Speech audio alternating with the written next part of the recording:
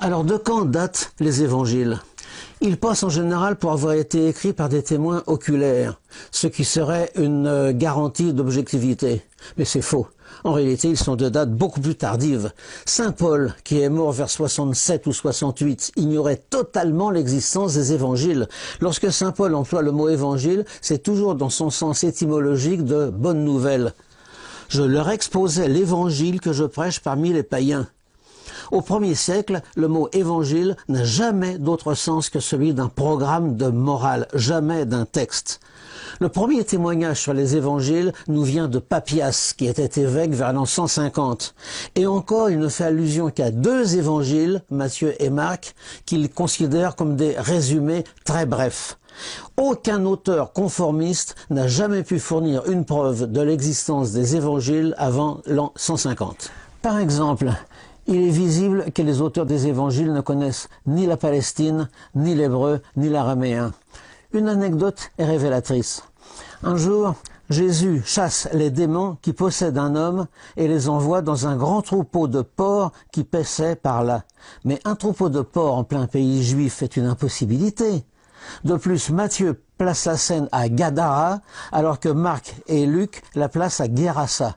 Ils ont omis de se mettre d'accord. Et de plus, la scène se passe au moment où Jésus aborde le rivage en barque. Mais ni Gadara ni Guérassa ne sont au bord de la mer. Les auteurs de ce récit fantaisiste ignoraient absolument tout de la Palestine. Une autre incohérence. Sur la croix, Jésus s'écrit « Eli, Eli, lama sabachthani ». Le texte ajoute que ça signifie « Mon Dieu, pourquoi m'as-tu abandonné ?» Et d'après le texte, les personnes présentes disent « Tiens, il appelle Eli ».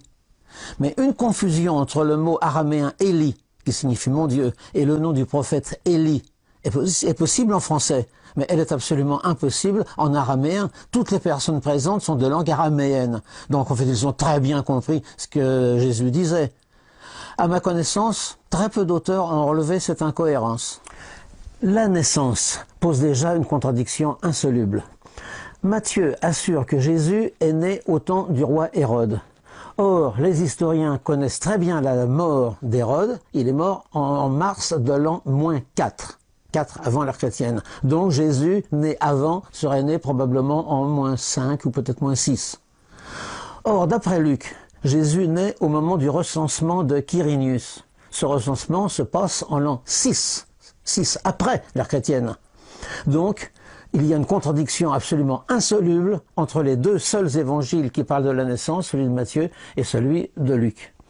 De plus, ces 2 auteurs donnent une généalogie de Jésus pour prouver qu'il est de race royale, ce qui effectivement est vraisemblable. Mais les 2 généalogies sont différentes à peu près à 95%. Quant à l'arrestation et au procès, il faut savoir que la troupe qui arrête Jésus est une armée romaine. C'est une cohorte. Elle comporte à peu près 600 hommes. Elle a donc été ordonnée par Pilate, le pouvoir romain. On ne peut pas admettre qu'une arrestation ordonnée par le pouvoir civil romain amène l'accusé devant un tribunal religieux juif, comme l'Évangile le prétend. D'autant plus que ce tribunal ne pouvait absolument pas siéger pendant la Pâque. Voilà une invraisemblance qui montre que le récit a été forgé assez tardivement et qu'il a été inventé, au fond, pour déculpabiliser les Romains et accuser les Juifs. D'après l'Évangile, le motif, ce serait que Jésus s'est fait le Fils de Dieu. Mais c'est un motif religieux. Le véritable motif, les évangiles nous le rapportent aussi. Pilate demande à Jésus, « Es-tu le roi des Juifs ?» Et Jésus lui répond, « Tu le dis. » Se prétendre roi, alors que la Palestine est une colonie romaine, était un motif suffisant pour mériter la mort. Jésus a bien été condamné par le pouvoir romain parce qu'il affirmait sa royauté sur Israël. Et il en avait le droit, puisqu'il était de race royale.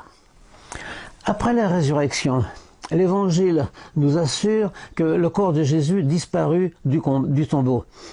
Pour expliquer cette disparition, plusieurs hypothèses ont été faites. Il exista notamment une tradition selon laquelle c'est quelqu'un d'autre qui aurait été crucifié à la place de Jésus. Cette tradition, curieusement, se retrouve dans le Coran, dans la sourate 4, qui dit que « Mais ils ne l'ont pas tué, ils ne l'ont pas crucifié, cela leur est seulement apparu ainsi. » Un détail qui est intéressant à mentionner, c'est que l'évangile de Marc, qui est le plus ancien de tous, dans sa forme primitive, ignorait totalement la résurrection.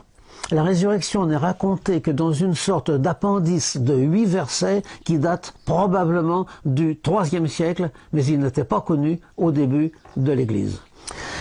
L'Évangile assure aussi que Jésus, après sa résurrection, est monté au ciel. Pourtant, 2 évangélistes sur 4, Matthieu et Jean, omettent totalement de relater ce phénomène qui est pourtant assez peu commun. Quant au lieu de ce phénomène, Marc le situe en Galilée. Luc le place à Béthanie, dans son évangile, mais à Jérusalem, dans ses Actes des Apôtres. Voilà des témoins oculaires, comme on dit, qui sont bien étourdis. Alors, en conclusion, les évangiles passent souvent pour des textes historiques, voire pour des reportages. En fait, ils ne contiennent que très peu d'histoire. Ils sont essentiellement les textes fondateurs d'une religion, le christianisme. Et cette fondation s'est étalée sur environ 300 ans, puisque c'est seulement en 325, lors du concile de Nicée, que le christianisme s'est constitué à peu près tel que nous le connaissons de nos jours.